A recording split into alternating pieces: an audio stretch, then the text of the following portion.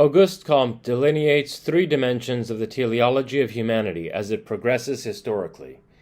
These are more or less successive. The first is the increase of production to meet human needs. The second is the modification of the environment to achieve conditions optimal for humanity. The third is full consciousness and self-determination based on scientific knowledge. This can be thought of as a perfectionist process whose telos reveals over time order itself. In other words, the harmony and perfection that eventually becomes the consciously recognized goal of progress. Progress cannot truly be considered such unless it is the progressive unfoldment or achievement of order. Otherwise, development could not be defined as anything positive with respect to some criterion, namely the, quote, normal state, unquote, that is its telos. Only in the mirror of this future condition of perfection can the imperfections of the present be seen, and only this omega point of development can provide humanity with a point of orientation for progressive action. On the way to that, biological modification of humanity, ecological modification of the environment, and even geoengineering can and should take place. Comte envisioned some very radical developments of this kind. He conceived of technologically augmented human conception and birth without sex, basically what we now call IVF, and the modification of the orbit of the Earth by means of explosive comets to improve planetary conditions for agriculture. All life rebounds onto the nature from out of which it is differentiated for the sake of survival by means of the satisfaction of material needs and undergoes adaptation in response to environmental pressures. But only humanity modifies and adapts the environment in order to perfect it. Science not only makes the laws of nature known to us, science, in the guise of technology, empowers us, by means of our working knowledge of these laws, to replace the natural order with an artificial order that is more consonant with our needs. This is true not just in terms of environmental or biological phenomena, but also in the socio-political sphere, where the politician who wants to restructure society must first understand the laws of social order and historical development. Simply because social research leads to the discovery of spontaneous order in society is not an argument in favor of laissez-faire social or economic policies. Comte thinks that liberals who draw this conclusion are not thinking scientifically, since the discovery of order in the realm of biology or chemistry does not prevent the biologist or chemist from technological intervention to restructure that order by applying one's understanding of its operative laws. Social phenomena are no different in nature. In fact, since they are the most complex phenomena, social phenomena are also the most modifiable, far more than what falls within the domain of physics.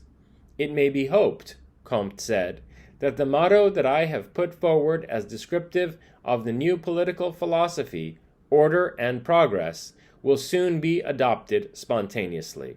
Close quote. The fundamental aim of all science, and especially of the crowning science of sociology, is what the Greeks called prometheia, forethought, which Comte summarized in the formula, quote, knowledge, hence foresight, foresight, hence action, unquote. A prediction of the course of future events can allow for a course correction on the part of political decision-makers. Governmental action ought to be considered a kind of social engineering and be included within the scope of the applied sciences. The future and destiny of humanity can be predicted on the basis of the static and dynamic laws discovered by sociology.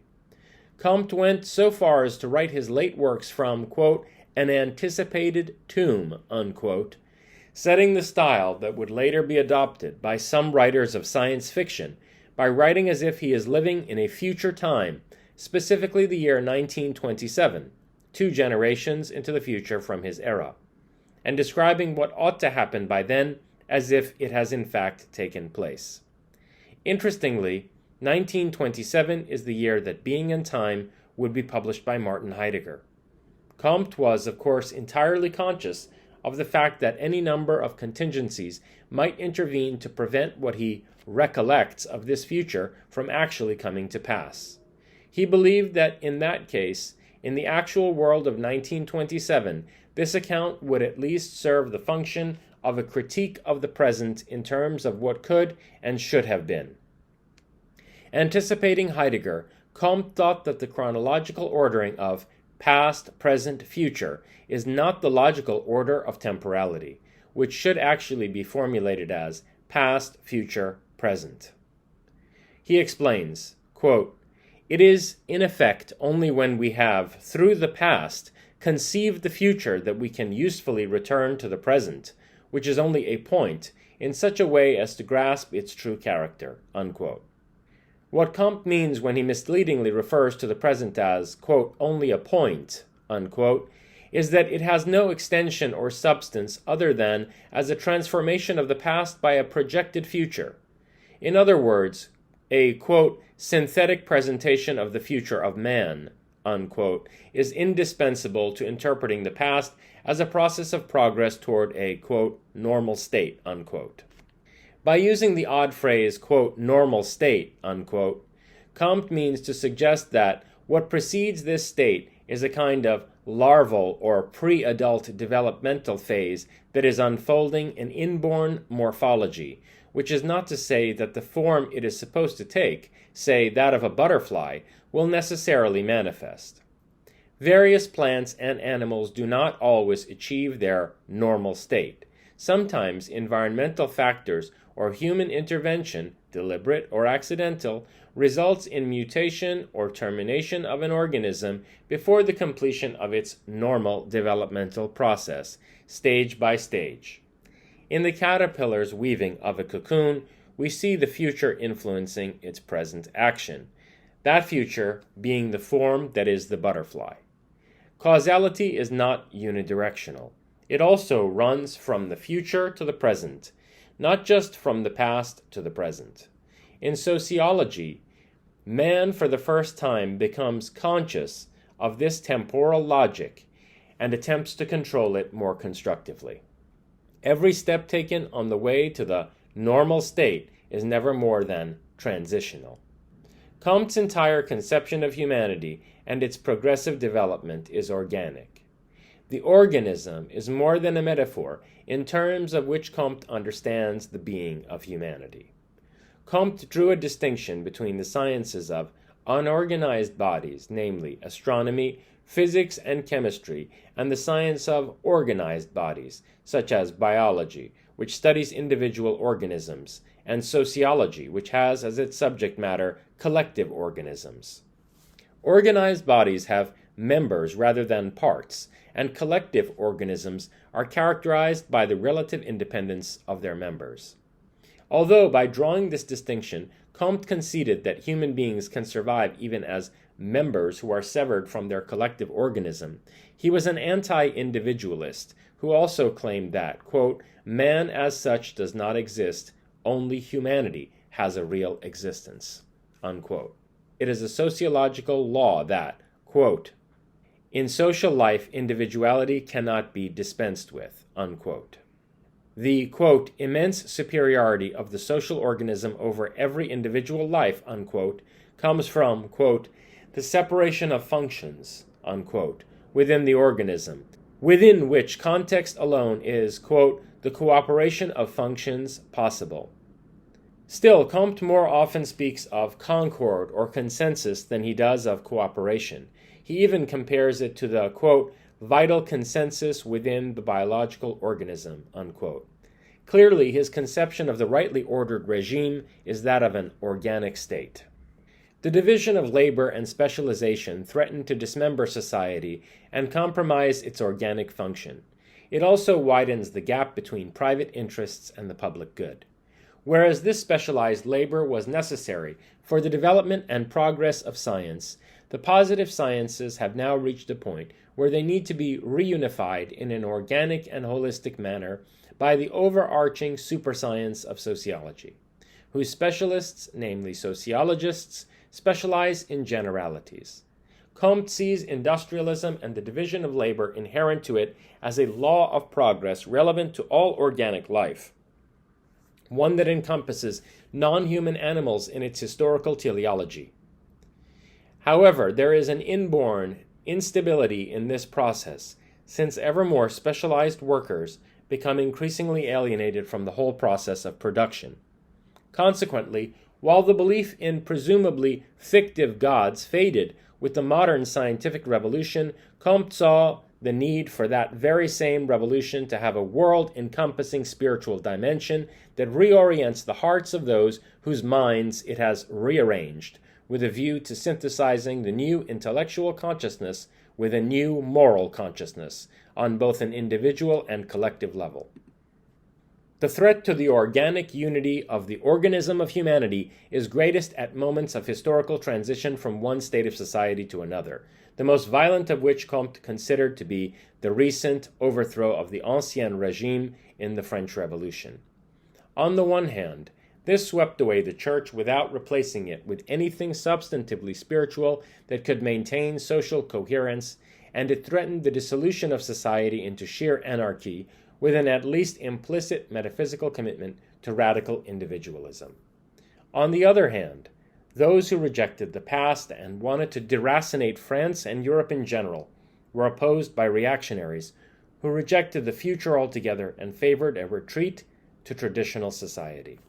Much to the contrary of anarchists, and in his capacity as a sociologist, in fact as a founder of sociology, Comte believed that no society worthy of the name could exist without a government, nor can social order endure without something like a priesthood that constitutes and maintains spiritual power. This is especially essential for the, quote, formation of an enlightened public opinion, unquote.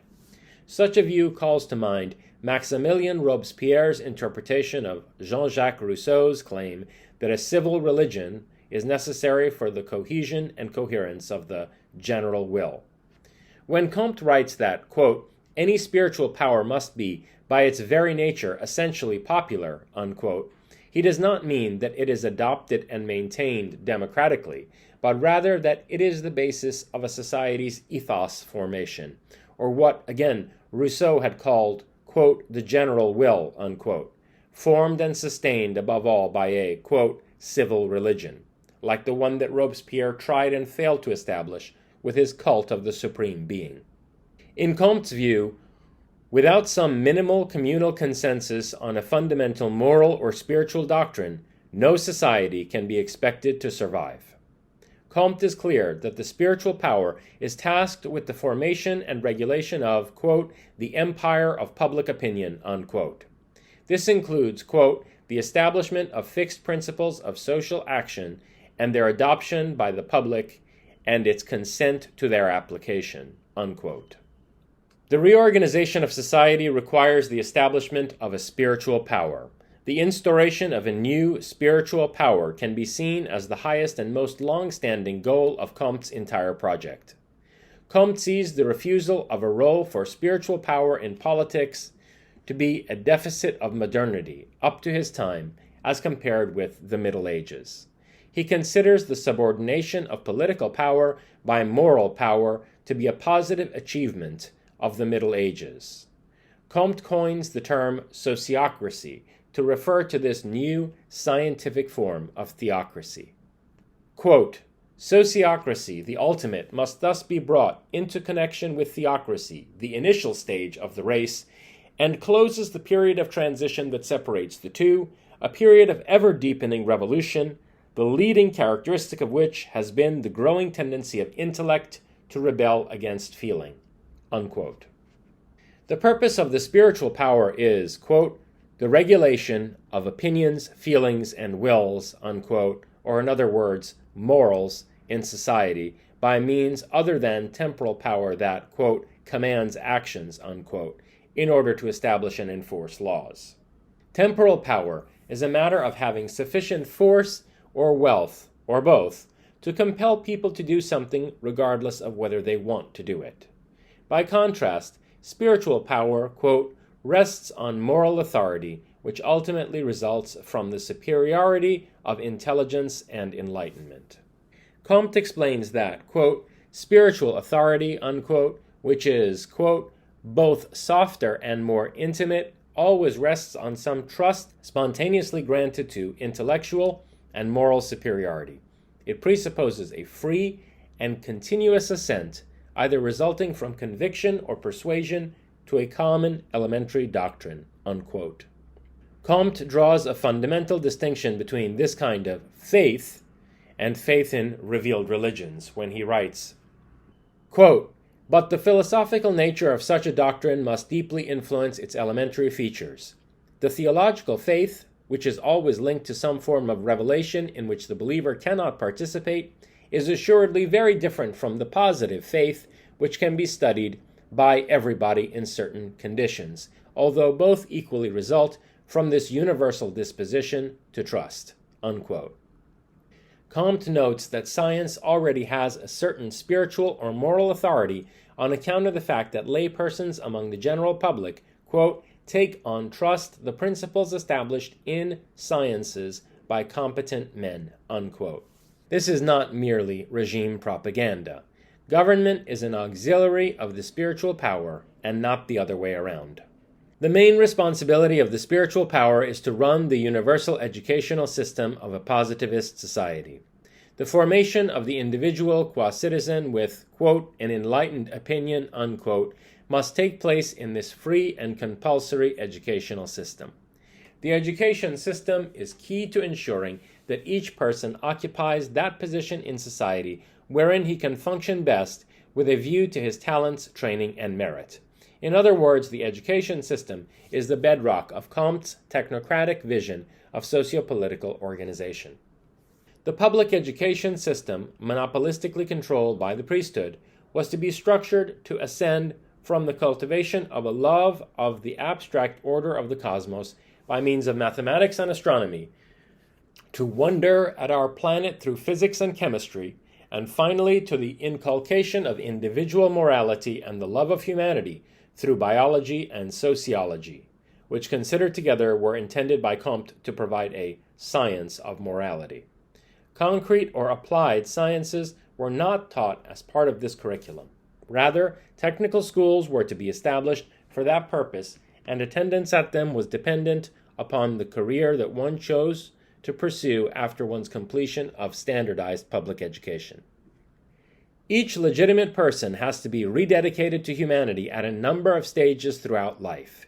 These sacraments also bind the individual to the regime, albeit through the spiritual power or moral force of education, persuasion, and public opinion, rather than by law. Through this entire sacramental process, the principles of vivre pour autrui, or live for the other, and vivre au grand jour, or live for the great day, of the final perfection of humanity, are inculcated into the fabric of the being of each and every person. Those who reject this inculcation are unpersons. Comte saw the whole planet as the domain of a centralized spiritual power. Eventually, with the growth of the spiritual power and its intensification, a point could be reached where a society has become so civilized that there is little to no need of temporal power, with the result being a withering away of the state that can be compared to that also envisioned by the Marxist communists. The unification of the world would be primarily religious and only secondarily political. It is the spread of the religion of humanity from France outward that Comte saw as the precondition for the eventual unification of countries into a global confederacy or world government. Paris was to be established as, and to remain, the Vatican of the religion of humanity. All human societies have fetishism and theocracy in their past, but only the West has progressed from theocracy to sociocracy. So Europe must be the guiding light for the whole world's adoption of the religion of humanity, region by region, depending on the local level of social development. Ultimately, humanity itself must be recognized as the great being, hitherto anthropomorphically projected as God or fictive gods. The great being is both mutable and modifiable. Its existence is relative, not absolute. Interestingly, unlike the old God, which ought neither to have needed nor to have been affected by worship, this great being depends on being loved and served by humanity. Its order and progress depend on our worship of it. It undergoes metamorphoses. This is the self-creative process wherein humanity produces itself rather than being the product of any god or gods. The great being of humanity, while much more powerful and wise than the individual, is however still far from being omniscient or omnipotent, as the formerly projected God was believed to be. The great being is not eternal either. Rather, its survival is dependent on a number of contingent factors, such as the ecological and cosmological fate of the Earth. Moreover, although here on Earth every human society has the potential to be integrated into the great being, and indeed even certain animals may be encompassed by it as auxiliaries, the great being has an organic structure with a center, like a cell nucleus or the brain of an organism, which is Western Europe, led by post-revolutionary France. It cannot be overemphasized that the great being is not the sum total of human beings. There is at any one moment an empirical difference between humanity, with a lowercase h, signifying the numerical totality of living humans, and humanity, with a capital H, signifying those living and dead humans who, on account of being considered truly human, are part of the organic totality of the great being. Comte thinks that unproductive good-for-nothings, parasites, and actively antisocial people, quote unquote, are not part of humanity. Actually, they are not even people in the true sense of personhood. Certain animals may rightly be encompassed within the great being of humanity as integral contributors to its growth through, for example, farming, but these so-called people do not even have the status of such animals and are not worthy of the humanitarian treatment that these animals deserve. In fact, these animals have, quote, a far higher claim, unquote, of being included in the great being of humanity, quote, than many useless members of the human race, unquote. Thus, for Comte, one has to become a human being. The most human of human beings are those worthy of the equivalent of salvation in the religion of humanity, namely memorialization through iconography, statuary, festivals, and perhaps even the supreme honor of being commemoratively included in the positivist calendar. Those who are incorporated are idealized in accordance with the character of their worthy contribution to progress and with a view to their being symbols of monumental inspiration to future generations. The judgment of whether one or another departed person is, quote, to pass into subjective life, unquote, as a memorialized part of the great being is made by the positivist priesthood 7 years after that person's death. Those who pass the test are considered worthy of having their remains placed in the civic cemetery, with those who are especially worthy being memorialized in sacred groves or even within one of the temples of humanity. Those who fail the test because they are parasites, freeloaders, reprobates, criminals, or subversives have their remains chucked into unmarked graves that are located only in wastelands, so that oblivion is their fate. Comte thinks that they should be erased from properly human history and that even dogs deserve better burials than them. Comte's emphasis on restoring the political role of, quote, a spiritual power, unquote, to the extent of even reestablishing something like theocracy is one of the reasons why Comte's thought has not been as influential and enduring as that of other 19th century thinkers. One exception is the Comtean legacy in Brazil, where positivist ideas played a founding role as the country became an independent republic rather than a monarchical Portuguese colony. Most of the key founders and architects of the Brazilian Republic were followers of Comte. The positivist emphasis on practicality appealed to young Brazilians studying at military engineering, medical, and law schools. At the time, they also saw wealthy conservative landowners, the monarchy, and the Catholic Church as regressive forces that were limiting their personal prospects to flourish as contributors to the industrial and economic development of Brazil. The idea of becoming something like a Comtean sociocratic elite that governs in a fashion conducive to industrial progress and the maintenance of order appealed to them. Antonio Machado Dias, a professor of mathematics, studied directly under Comte in the 1830s and was the first Brazilian to bring positivist ideas back home. Nicia Floresta Brasileira, a Brazilian abolitionist and feminist, became good friends with Comte during her stay in Paris in the 1850s, and then brought Comtean ideas back with her to Rio de Janeiro, where she founded a girls' school. Raimundo Teixeira Mendes, 1855 to 1927, was an engineering student when he was drawn to positivism, and together with Miguel Lemos, 1854 to 1917, he studied in Paris before they both returned to promote positivism in Brazil. Lemos was the activist responsible for getting the Temple of Humanity, modeled on the Pantheon of Paris, built in Rio de Janeiro in 1891. Benjamin Constant Botelho de Magalhães, 1833 to 1891, was a professor of mathematics at the Military Academy in Rio de Janeiro. In 1857, Constant not only joined the positivist movement, he also turned his school into a center for the education of the future Comtean elite of Brazil. Then in 1876, Constant also founded the first Positivist Society in Rio. After Constant secured the support of the military in organizing a coup to abolish slavery in 1888 and overthrow the monarchy in 1889, Mendes designed the flag of the new Brazilian Republic with its Comtean motto of Order and Progress, Ordem e Progresso, which remains the flag of Brazil to this day. In 1891, Constant was officially proclaimed founder of the Republic. Comte's positivism does not neatly fit into the binary categorization of right-wing versus left-wing ideologies and movements.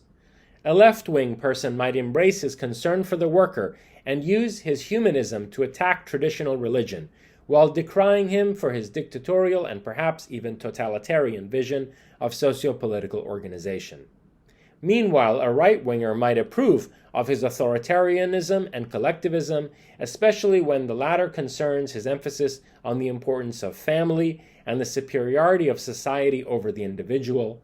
But the same right-winger would be horrified by his proposals to replace Christianity and God himself with a religion of humanity that would also be the basis for a world government that does away with the sovereignty of nation-states. Comte is also hard to classify when it comes to the dichotomy of secular versus religious. In ultra-secularist fashion, Comte pitted the positive terms science and industry against the negative terms of theology and metaphysics. His writings have been listed on the Papal Index of Prohibited Books by the Vatican and also made the list of the most dangerous books of the 19th and 20th centuries, compiled by certain American evangelical conservatives, ranking even more dangerous than Nietzsche's writings on the latter list.